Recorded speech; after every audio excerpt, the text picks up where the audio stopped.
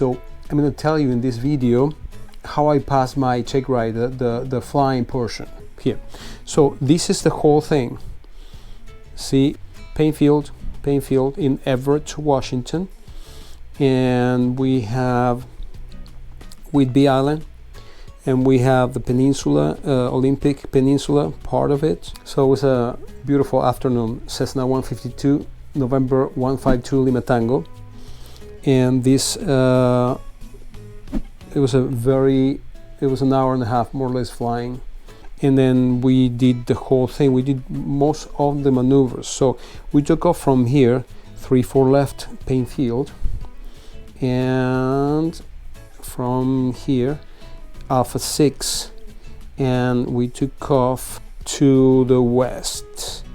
And the first portion was like he wanted to see me flying towards a waypoint, which is RP. Is going to be more or less here in this area, right? And so I flew straight the best I could, VFR, no autopilot. And at this point he asked me, okay, so grab your tell me how long are you going to take to get to RP. It was about 20 plus nautical miles, and how much fuel are you going to use, and what time are you going to get there. And so I was looking for my flight plan, and I forgot my paper flight plan on the table there at the office, right there. So I thought, okay, it's done. I mean, this guy is going to fail me. But no, because I had the iPad and I had the flight plan there too. That could also be used. So it saved me. But anyways, I calculated the flight was supposed to be about 7-8 minutes, and as we flew here, we got to this point, and he told me, well, we don't go south. So every check ride is you have to plan for a place more or less 50 miles away or more, and but all the time they divert, so we don't ever go there, you know. So here he told me, okay, so in Olympia we were going to go to Olympia. There's a bad weather, we have to divert. Take me to Jefferson County, which is an airport I flew several times, and I posted also videos. Jeffco, we call it Jeffco, Jefferson County Airport in the peninsula, Olympic Peninsula, and I headed there. So I was navigating there, and I told him the heading was about 326 heading, and he told me, okay, so it's enough, we don't go there. So he put me under the hood, which is where is this? Under the hood here. This is we call it foggles, and they are goggles but with foggy front. We can see only down to look at the instrument only. And he told me, okay, so head, I had to do a 180 here, and head to south 190 or something. Then he told me, okay, so head to Paine Field is, and I was in the radio, he told me, okay, communicate to Paine Field and simulate to communicate, and then Paine Field is here. So to go back to Paine Field, we didn't go obviously, and then he told me, okay, so head to a heading of 010-ish, and then I flew there, and here I was doing power on and power off stalls. See these pics here, power on and power off stalls here. I was reducing to a slow fly, see 56 knots. If you can see down here, 3,300 feet, 56 knots of airspeed, and slow fly,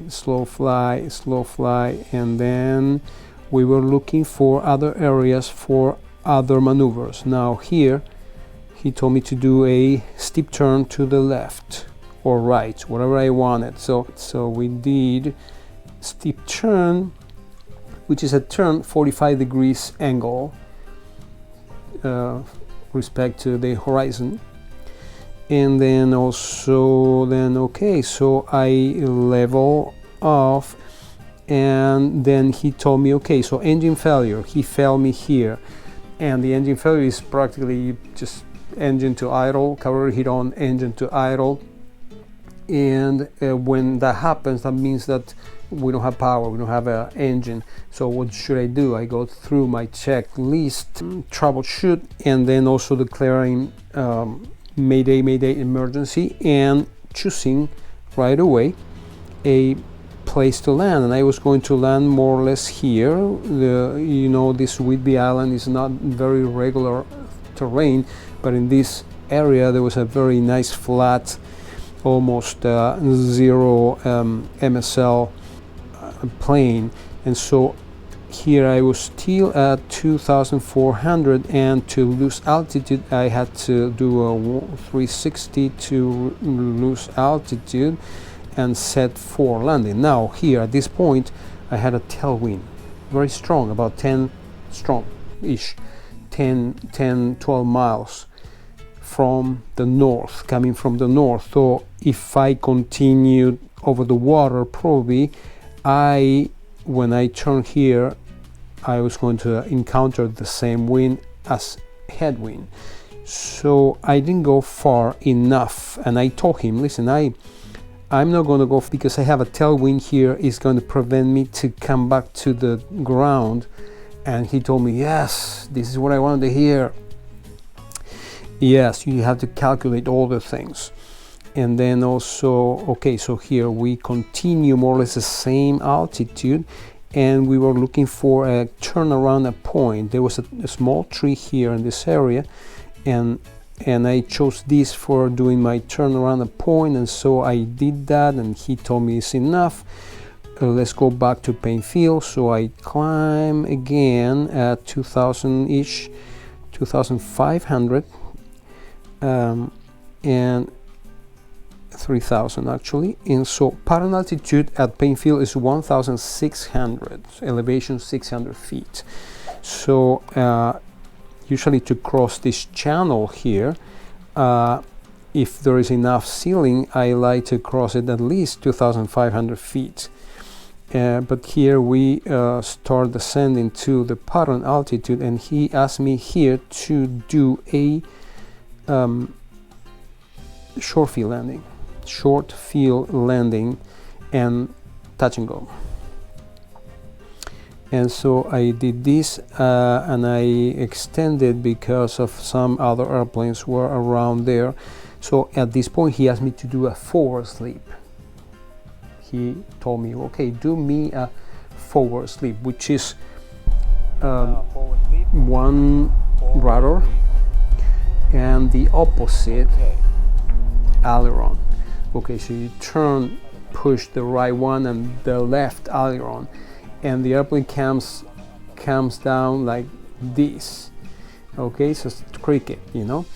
And in case we need to lose altitude very quickly and in a controlled way, you know, we don't just pull the yoke down to the ground, because that increases the speed, and we don't want that. So the speed remains more or less 70, 65, 70, and the descent is higher. I mean, we descend so fast in case we need to lose altitude very quickly for many reasons. And so he told me that, okay, so I was kind of shy. Okay, I was kind of shy, and he told me, no, you have to do it like this. And he was like, boom, and the whole thing, and I was like, wow. And I was like, oh, okay, yeah, I do it, don't worry.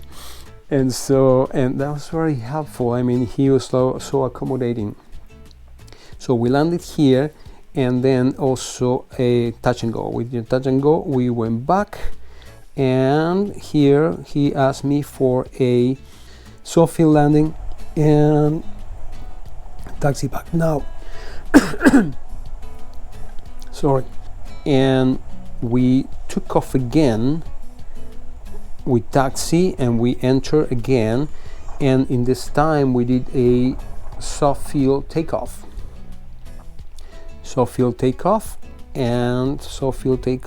and we landed, soft field landing, and he told me, okay, so we're done, congratulations. He said, congratulations, you are a private pilot. And I was so happy.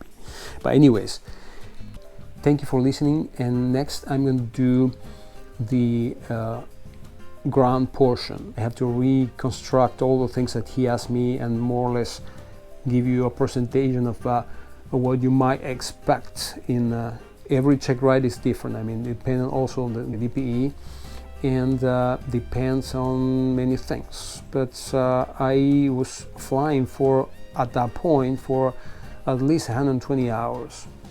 You know, the requirement is at least 40 hours. I did it in 3 times more that, you know, I took longer. But anyways, now the video I'm going to do also my equipment, what I use to fly.